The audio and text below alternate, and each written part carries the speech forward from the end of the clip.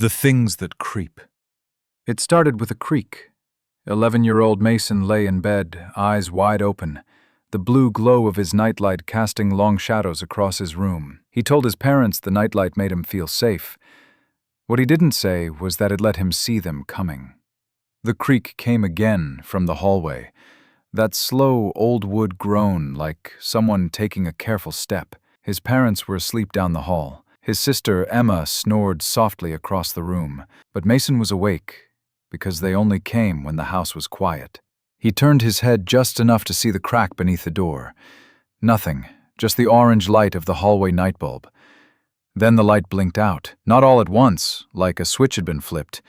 It faded, like something passed in front of it, and then stayed there. Mason held his breath. Another creak, then silence, then scratch. A slow, deliberate scratching on the other side of the door.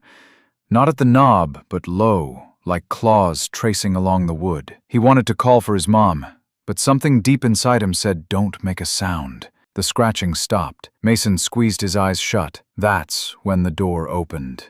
Just a few inches, just enough for the darkness to leak in. He opened one eye. There was nothing there, but then he saw it. A tall, black shape, too thin to be human, stepped silently into the room. Its arms hung too low. Its fingers twitched like they were remembering how to be hands. Another one followed. Then another. They didn't walk, they glided, and they didn't look at Mason. They hovered around Emma's bed, long fingers hovering inches above her face. Mason wanted to scream. One of the shadow creatures turned its head, slow and jerky, toward him. Even in the dim light, Mason could see its face had no features, just an endless, sucking black where a face should be. It crept toward him, pulling itself across the floor like smoke clinging to flesh. Mason yanked the covers over his head. He could feel it now. Close, so close. The air grew ice cold. He could hear a whisper, low and broken, like wind through a grave. "Not asleep. We see you."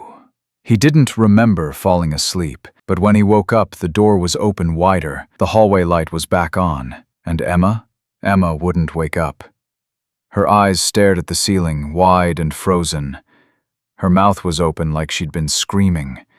But there was no sound, only a shadow on the wall, stretching too long, and then slipping away into the corner where the light didn't reach.